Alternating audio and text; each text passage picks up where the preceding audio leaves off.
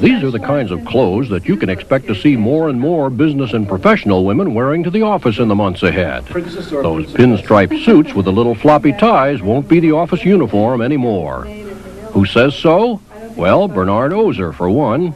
When the career boom started, they felt that was a way for them to start. But you can be feminine and lovely and businesslike. And there's a whole new trend into soft dressing, two-piece knit dressing, silk dressing, that is absolutely zooming in career wear. Ozer ought to know he's the vice president of Associated Merchandising Corporation, which carries out market research for 39 big department stores. But Ozer is not your typical market researcher. He's one of a burgeoning group of experts who search out and identify trends that their clients can exploit. A trend, I would say, is something that the eye gets used to and accepts, and people buy in double figures. That's an old retailing expression, mean more than one or more than 10. Ozer, of course, is talking about trends in clothing, but that's only a tiny part of trend spotting, a business that's booming as companies use it to supplement their traditional quantitative forms of market research. I think we're much more accepting of insight, reflection, the fact that things are situational, that human beings can feel one way at one point in time and another way at another point in time. All these kinds of uncertainties have made people more accepting of less quantitative approaches. Business school professors tend to be skeptical about trend spotters, but Schiffman believes they can be of great value to corporate managers. And he points out that the successful spotters have a number of common characteristics. They're articulate, they tend to be introspective and reflective. They tend to be people watchers. Somebody once asked me, what do I think a good social scientist is? And I said, probably a person who, when he's on a New York subway, watches the people rather than reads his New York Times. And that would be more of an inclination than it is a choice. If you had to think about it, you probably wouldn't be good at it. If you look at the ritual. Edith Weiner and Arnold Brown are among the pioneers in the business. Their primary technique is to monitor some 50 publications, ranging from Datamation to Mother Jones. They look for new ideas, shifts in current trends, people expressing surprising views, and developments that contradict what most of us believe is going on. From their studies, they see a rather scary future, much like the violent world portrayed in the book and movie A Clockwork Orange.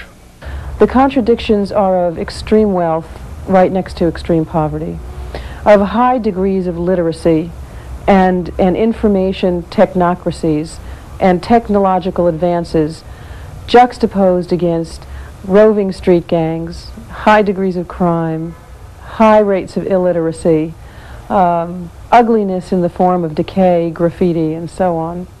Brown contends that such a scenario, bleak as it is, has some value. The more people understand about what's going on, and the more they see accurately the directions in which society is moving, which the economies are moving, and which technology alter the course of things. And even a grim outlook offers opportunities for the firms that pay Weiner and Brown for their insights. There are so many products and services in today's society that can really make it in that scenario, or to help revise that scenario so that we don't go further down that bipolarization track. Do I have any messages?